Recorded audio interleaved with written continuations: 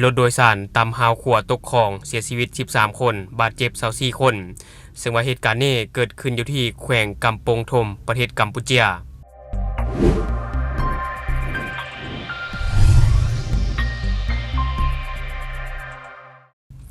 สบายดีท่านผู้ชมยินดีต้อนรับเข้าสู่รายการทอล์กเดอะนิวและหัวข้อข่าวที่ข้าพเจ้าอยากจะนำเสนอในมื้อนี้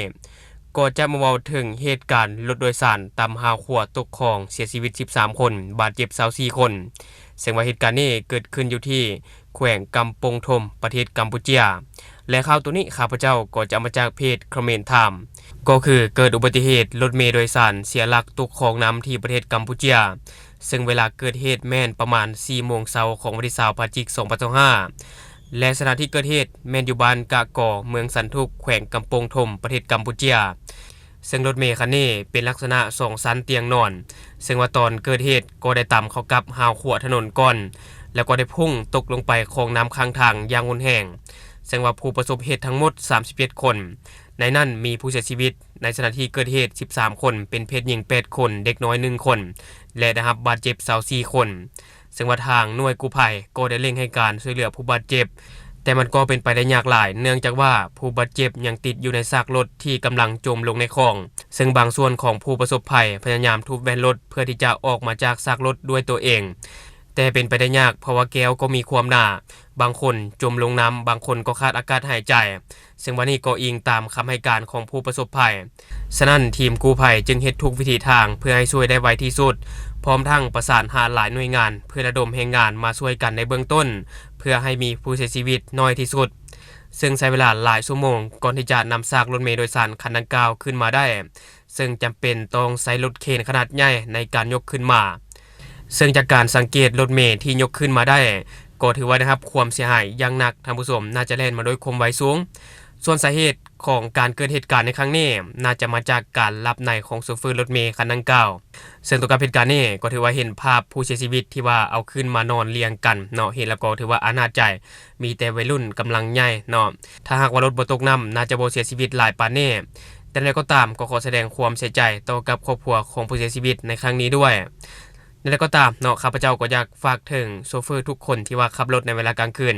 ถ้าบ่ไหวแท้ๆก็จอดพักก่อนเนาะพักก่อนแล้วค่อยไปต่อบ่เฮ็ดว่าคือว่าไหวได้บ่ไหวได้ฟื้นไปนั่นน่ะเฮาบ่ฮู้ว่ามันจะหลับในตอนใดเฮาหลับนี่เฮาบ่ฮู้เลยเด้เนาะหลับในจังว่าหลับในอันนี้ก็ต้องมีความระมัดระวังเอาถ้าว่ารู้สึกว่าบ่ไหวก็จอดนอนพักก่อนเนาะให้ช่วงขึ้นมาก็จังขับไปต่อเพราะว่าถ้าว่ามันเกิดขึ้นแล้วแม่นหยังก็เอาคืนบ่ได้จักอย่างและบัดนี้ข้าพเจ้าจะพาท่านผู้ชมไปเบิ่งอีกหนึ่งข่าวที่ว่าตำรวจชายแดนภาค2ได้ไล่ล่าพ่อค้ายาเสพติดรายใหญ่ไล่ล่าไกลกว่า200เมตรพร้อมยึดยาบ้า 600,000 เม็ดซึ่งว่าผู้ต้องหาก็ได้รับสารภาพว่ารับจ้างขนยาให้กับพ่อค้าชาวลาววางยา3จังหวัดแล้วรวม 1,200,000 เม็ดซึ่งว่าเหตุการณ์เกิดขึ้นเวลา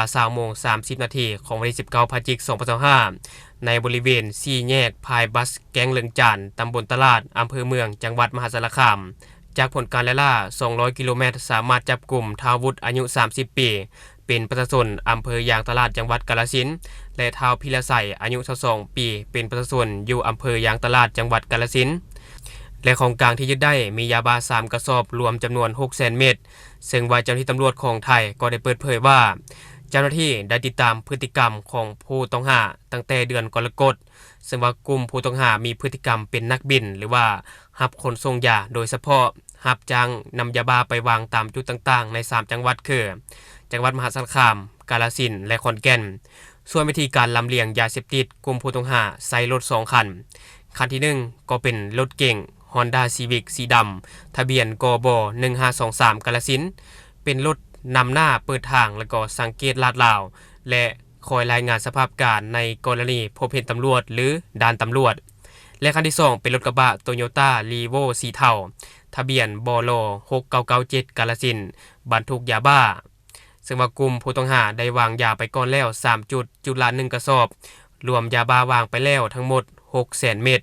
ซึ่งว่าเจ้าหน้าที่ก็ได้ติดตามไล่ล่าผู้ต้องหาในระยะทาง200กิโลเมตรซึ่งว่าเริ่มตั้งแต่จังหวัดมุกดาหารจนฮอดจังหวัดมหาสารคาม แ และกลุ่มคนที่ขับรถ Honda Civic สามารถเอาตัวหลบหนีไปได้แล้วก็ได้เอารถไปจอดทิ้งไว้ที่อำเภอกุดลังจังหวัดมหาสารคามซึ่งเจ้าหน้าที่ก็สามารถสกัดจับรถกระบะที่ขนส่งยาบ้าได้ที่4แยกแก้งเหลืองจานและยาบ้าที่ถูกยึดมี 600,000 เม็ดถ้ารวมกับยาบ้าที่วางไปแล้ว3กระสอบ 600,000 เม็ดจะเป็นจำนวนรวมทั้งหมด 1,200,000 เม็ดและจุดที่ผู้ต้องหาจะไปวางต่อไปแม่นอำเภอนาเสือกจังหวัดมหาสารคามสำหรับข้อกล่าวหาที่ถูกแจ้งก็มีดังนี้ท่านผู้ชม1ก็คือว่าร่วมกันหลบหนีและก็จำหน่ายยาเสพติดให้โทษประเภทหนึ่งโดยมีไว้เพื่อจำหน่ายซึ่งว่าเป็นการกระทำผิดเพื่อการค้าก็ให้เกิดการแพร่กระจายในหมู่ประชาชนและก็กระทบต่อความมั่นคงของรัฐหรือว่าความปลอดภัยของประชาชนทั่วไปและก็มีการรายงานว่าชุดจับกุมนี้แม่นชุดเดียวกันที่ได้สกัดขบวนการค้ายาบ้าอยู่ขวดเทพสุดาจังหวัดกาฬสินธุ์ในเดือนที่ผ่านมาซึ่งของกลางที่ยึดได้ในตอนนั้นก็คือว่ามี 1,200,000 เม็ดอันนี้ก็ถือว่าเป็นล็อตที่ใหญ่ท่านผู้ชมเนาะและวันนี้ข้าพเจ้าก็จะพาท่านผู้ชมไปติดตามอีกหนึ่งข่าวที่ว่าตำรวจไทยจับกลุ่ม3ผู้ต้องหาลักลอบขนยาบ้าเข้าไทยจำนวน 136,000 เม็ดสวกรณีนี้ก็คือเป็นคนไทย3คนข้ามมาเอายาอยู่ฝั่งลาวเข้าไทยผ่านช่องทางธรรมชาติและข่าวตัวนี้ข้าพเจ้าก็จะมาจากเพจข่าวบึงกาฬวันนี้และการแถลงข่าวการจับกลุ่มผู้ลักลอบขนส่งยาเสพติดข้ามคลองจัดขึ้นในเมื่อวันที่18พฤศจิกายน2025เวลา 11:30 น.และสถานที่แม่นอยู่หน้ากองบัญชาการสืบสวนสอบสวนสถานีตำรวจภูธรจังหวัดบึงกาฬประเทศไทยซึ่งว่าเจ้าหน้าที่ตำรวจทหารและฝ่ายปกครองร่วมกันแถลงข่าว